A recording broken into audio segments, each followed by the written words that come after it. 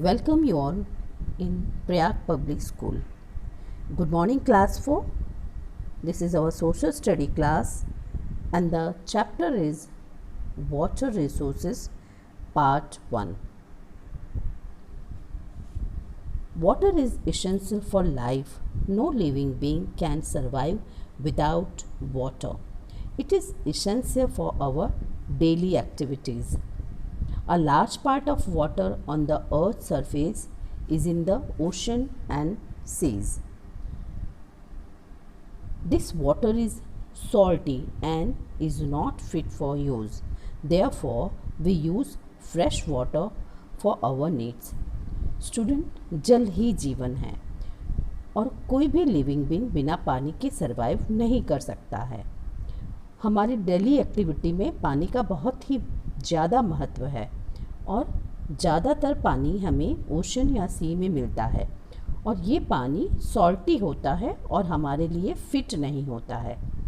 इसलिए हम fresh water use करते हैं अपनी नीड्स को पूरा करने के लिए। क्लियर?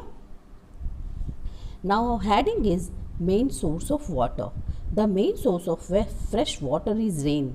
जैसे कि हमें पता है मेन सोर्स क्या है पानी का? Rain. Farmers mostly depend on the monsoon for irrigation, but certain crops need water throughout the year. Hence, water has to be stored for such crops. Student, देखिए, पानी बारिश तो कुछ ही समय के लिए होती है, लेकिन फार्मर्स को पूरे साल पानी की ज़रूरत होती है, तो वो पानी को स्टोर करता है क्रॉप्स के लिए। As rainfall is not disturbed evenly throughout the country, we need sufficient and reliable supply of water throughout the year for the growing crops. This is only possible through proper irrigation system. देखिए, पूरे भारत देश में equally बारिश तो होती नहीं है, कहीं पे ज़्यादा कहीं पे कम होती है। इसलिए क्रॉप्स ग्रोइंग के लिए वाटर को स्टोर किया जाता है और प्रॉपर इरिगेशन सिस्टम को लागू किया जाता है। Okay, main source of irrigation in India. Water for the purpose of irrigation can be stored by building dams and reservoirs. First is canal. Canals are channels that are dug to draw water from rivers to the field. Canals यानी होता है बेटा नहर। नहर को बनाया जाता है फील्ड तक। Okay, north India has a very good network of canals. North India में बहुत ही अच्छा नेटवर्क है कैनल्स का। Some of the main canals of country are Indira Gandhi canal, Agra canal, Sirhind canal. These are the important canals of a country. Now our next heading is wells and tube wells. Wells मतलब होता है कुआं और tube wells का मतलब होता है कुएं में जब हम ट्यूब डालते हैं और पंप के थ्रू पानी निकालते हैं उसे हम ट्यूब वेल बोलते हैं। आई होप क्लियर हो गया होगा आपको। Okay, in villages people dig wells to draw underground water to the surface. Student, गाँव में लोग पानी निकालने के लिए वेल्स खोदते हैं। When the underground water is very deep, holes are bored with the help of drilling machine. जब अंडरग्राउंड वाटर बहुत नीचे होता है, जब पानी बहुत नीचे होता है, तो उसमें ड्रिलिंग मशीन द्वारा पाइप डाली जाती है और pipes are put into these bored to bring water up with the help of electric pump.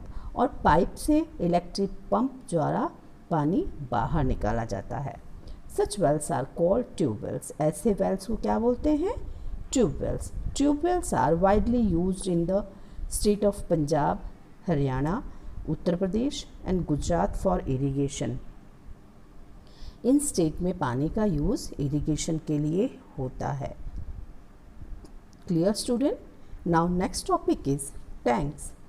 In the peninsular plateau, it is difficult to dig the ground because the hard surface is made up of very hard rock. Student, देखिए, peninsular प्लेटू में बहुत ही कठिन काम है कुओं को खोदना। इसलिए वहाँ पे क्या किया जाता है? कुओं को नहीं खोदा जाता है, क्योंकि वहाँ की सरफेस बहुत ही हार्ड होती है। जो पृथ्वी है उसका सरफेस, सतह बहुत ही हार्ड होता है। Therefore people collect water in tanks and ponds during the rainy season.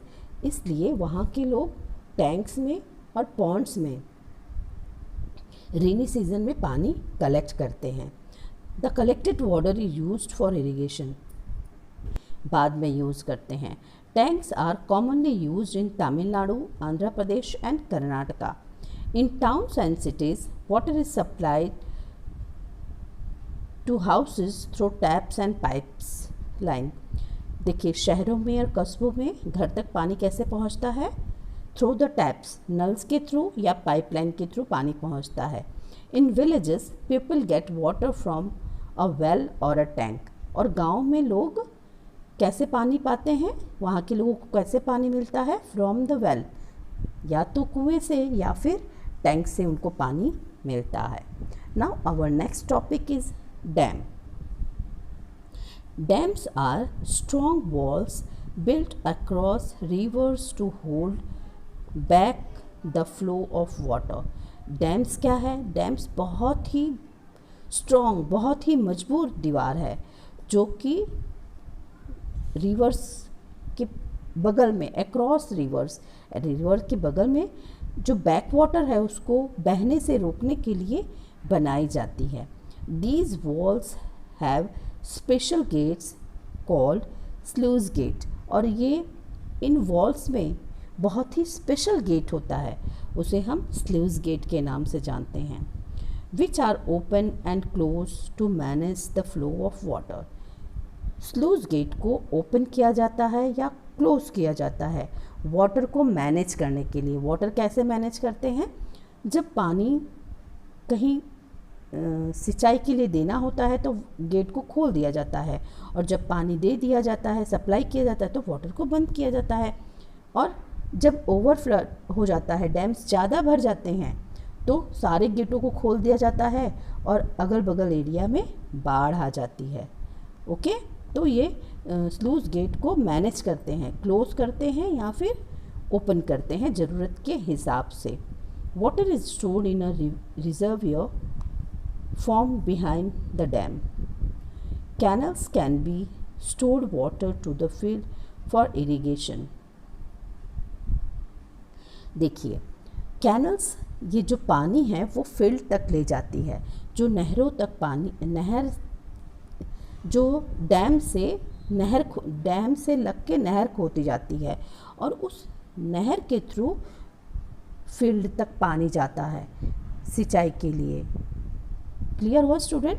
इसका मतलब ये हुआ कि ज़्यादातर पानी हम कहाँ कलेक्ट करते हैं? डैम में, और डैम से पानी नहर में जाता है और नहर से पानी फील्ड में जाता है इरिगेशन के लिए। समझ में आ गया? Okay, that's it for today. In the next video we will discuss more about the dam. Till then, take care.